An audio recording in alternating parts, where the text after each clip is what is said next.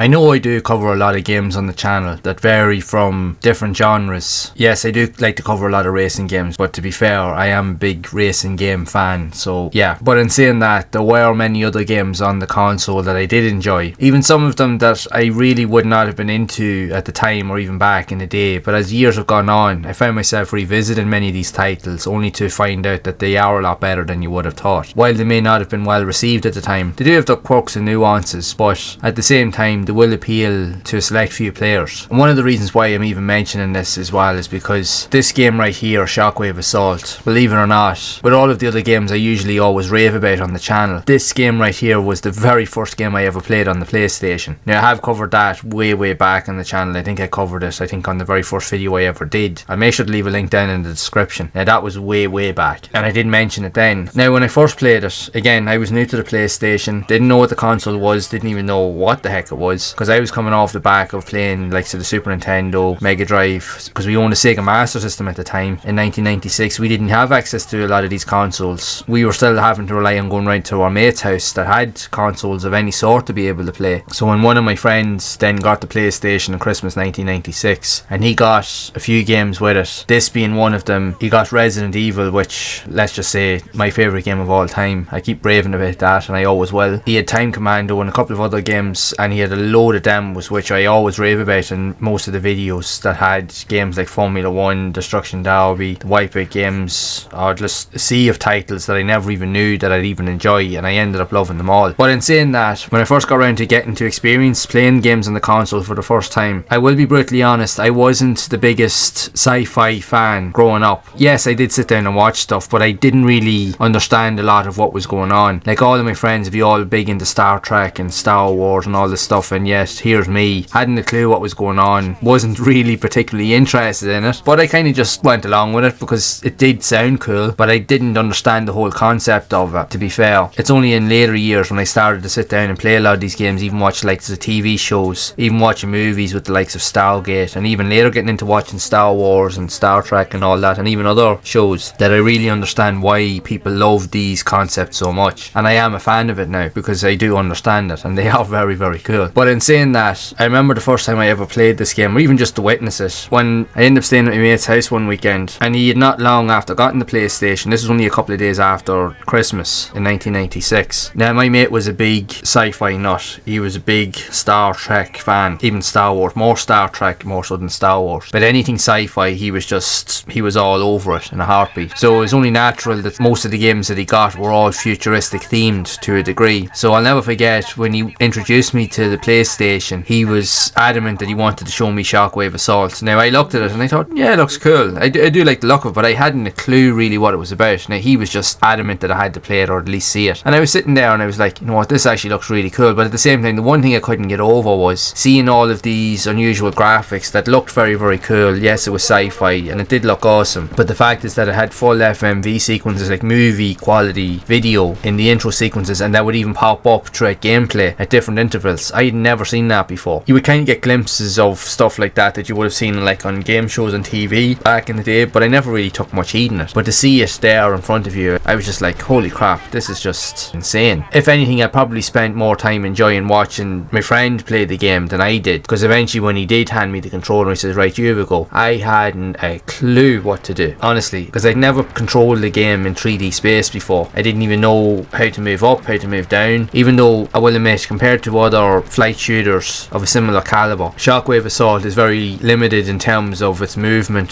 parameters. Like if you've played the likes of Air Combat, which also my friend had, and I played later on, it's a very different experience because you have free roam in how you move around the maps. With Shockwave Assault, you are on a linear format, and you have certain boundaries that you can't go out, because if you do, it's game over pretty much. So you had to get used to that, and the fact is you were trying to deal with enemies and you were flying all over the place, you were crashing into the ground, you were crashing, going over barriers, you were crashing into walls, you were shooting at everything and missing everything. Basically you were shooting at nothing, getting nowhere. My mate was just laughing for me trying to figure out how to make everything work, and I hadn't a clue, but at the same time I was intrigued enough to want to get involved in the experience, and we played it actually for a good while. But out of all the games, aside from like Resident Evil, I think that this was his favourite one, because again, he was just really mad into these type of games, and I always remember that growing up, he was always a big fan of these sci-fi shooters. Now with that being said, this game was originally released on the Panasonic 3DO just under the name of Shockwave in 1994, but it was later ported to the PlayStation, Mac, Windows PC and other consoles in 1995 and 1996. Now, it wouldn't have been considered as the best of these type of games out there. The reviews at best were decent for the most regard, and in some cases they were average at best, depending on the platform they were on. And the PlayStation edition, depending on the magazines, probably got some of the best in terms of its overall reviews, that and the 3DO version. But it depends on the magazines, like I said. Some loved it, some didn't like it as much. Yes, it is very linear, like I said, in terms of its gameplay format compared to other games of a similar type, and probably didn't reach the appeal or the mass appeal that it was going for, because again, with the original 3DO version, the gameplay had its own formats, but when it was released on the other consoles with the PlayStation, it had a lot of additional content that wasn't included in the original game. It was like a combination of all of the elements combined with the PlayStation edition. So with the premise of the game, the world is being invaded by all sorts of aliens and otherworldly threats. So you're tasked with a team of fighter pilots. You have to traverse through a variety of different missions that take place across different locations within Earth itself. That will take you anywhere from the likes of Egypt to Peru, jungles and other unusual locations, and your goal is literally to wipe out the enemy threat by defeating every enemy in the level and boss before you move on to the next stage.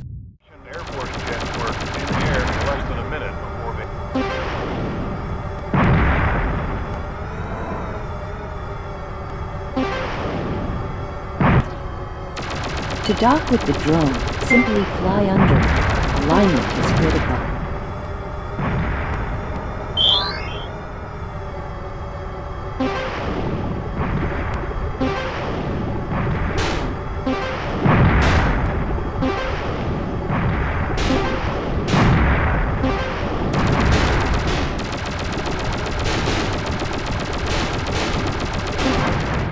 Now, while it's not the best sci-fi shooter on the system, it's straightforward and it does exactly what it says it's going to do. I think really for me, while it may not have been my favourite game to play during that experience, because I played Resident Evil literally as the next game after that, and so that was it after that. Resident Evil was all I talked about. That and a couple of the demos with the racing game, especially with the likes of Formula 1 and Wipeout and so forth. They were just mind-blowing for all intents and purposes. Because again, like I said, I just wasn't the biggest sci-fi fan. I didn't really understand the whole concept of it back then, but I do now. And it's funny, going back now to revisit these titles, I do enjoy them a lot more than I did back then. Even with recording this video, I found myself sitting down for quite a while now. I will admit, playing on the normal difficulty settings, I could barely even get past, and I still couldn't get past the first level. That'll tell you how bad I am at the game, but it is difficult. It's not to say that it's easy. This game is tough. You have to really know what you're doing. You have to be useful and mindful of your resources and your environments. You have to make every shot count. You have to make sure you have to hit everything more to the point. But the thing is, I found that once I sat down and played it, I enjoyed it and I wanted to keep playing it. Mind you, the game crashed a couple of times, but yeah, aside from that, I enjoyed it for what I was playing of it. Now, even back in the day, I did like it. It just wouldn't have been my cup of tea at the time, as you would say. But it definitely appealed to a variety of players. Like, when we look at the theme around the PlayStation of the time, the one thing I really enjoyed about it, and I did like, and I think that's what drew me into more the sci-fi element as it grew on me, was that it was very futuristic themed. Like, most of the games that were coming out on the system were all heavily themed around sci-fi, or even just in the future. Like, you had this, there was the Wipeout games, like even with racing, they were still futuristic. You had loads of shooters, like mech shooters and other games of similar calibers, and they were all futuristic themed, but they did it really well. Now, I know a lot of these games were originally developed for earlier consoles, even like I said with the Panasonic 3DO, and were only ported to the PlayStation, but I think they were perfect for that time period because they reflected what was really going on within the games industry. They were very experimental. While they may not have appealed to everybody, there were fans out there that would have loved these games, like say my mate being one of them, and even myself. Over time, these games have grown on me, in fairness to have. Now, I know that, like I said, this is not the best sci-fi shooter on the PlayStation, it's far from it, but it does hold a fond spot with me because it was the very first game I ever played on the console. And what I didn't understand back then, it definitely opened my eyes up to what was to come, because like, even when you think about it, the fact that you could fly a ship around in a somewhat 3D environment, the fact is that you had full full motion FMV live action sequences with real life actors that you would see on TV screens, TV shows and movies at the time, on screen and intros, but then even would pop up on small screens in game at different points to let you know whether you were doing good or doing bad, and to give you updates on the mission objectives or parameters. It was just something else. I'd never seen that in my life before. I was just completely blown away and just mesmerised by it. But again, it also later set the foundation for playing other games like in different genres with Resident Evil, Time Commando, even Air Combat. Now I hadn't a clue even how to play Air Combat as well. I remember playing it later on that night or the next morning because my mate wanted me to play that as well, because again he was mad into all these type of flight shooters and that, and I genuinely had not a bloody clue what I was doing. I was all over the place. Now he was having a good laugh at it because he knew I didn't know what I was doing. But just playing games in general, like it took me ages to even get familiar with playing Resident Evil. The amount of times I died in the game at the start was just crazy because I couldn't even get past the first zombie. I kept getting chomped on. I also have made a previous video on that over on my other channel. I'll leave a link to that in the description. You could kind of get an idea of what I mean by it. It's just I was all over the place, but I didn't care. I was just so excited because it was so new, it was so intriguing. I was so curious just to want to find out more, and this game, along with all of those other games that I played at that time, helped to pique that curiosity. Now I think it wouldn't have really made a difference regardless of what game that I played for the first outing on the PlayStation. It wouldn't have made one difference really, I think, at all, because once I got to play the console, that was it. Any experience was just something that was new. But the fact is that this was the first game that I played and I got to experience it in the way that I did.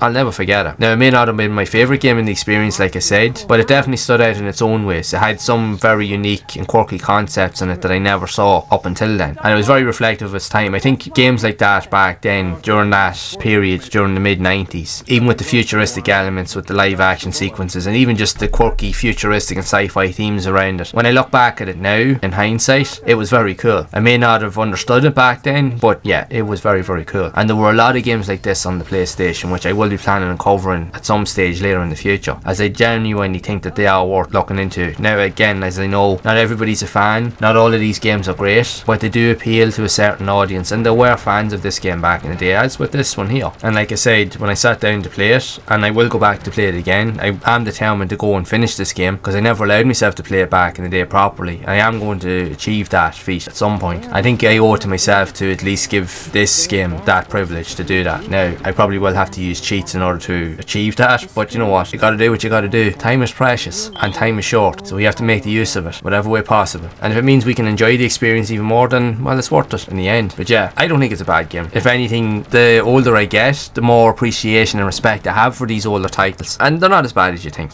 You just have to give it time and you have to just be patient with them. Yes, there are worse games out there, but I don't think that this is the worst. If anything, like I said, it holds a very unique appeal to a lot of different type of players out there, and I'm sure you'd agree. But regardless of what I think, yes, this was the first game I played on the PlayStation, but I would also love to know what was the first game you ever played on the PlayStation as well, which I think is even more interesting and will pique curiosity amongst a lot of the followers here on the channel, as everybody has a different story to share, but even at that, a lot of us have similar stories to share also. So I would love to hear whatever interests or even the games that you did play were during that time, so be sure to share them down in the comments below. And if you would like to see more content around more sci-fi shooters and interesting and quirky games like this that were also released on the PlayStation back in the day, then be sure to stick around because there will be a lot more coming. And in the meantime, you can also check out this playlist where I have covered a lot more games previously on the channel so that you can see them in action. And as always, keep those gaming memories alive.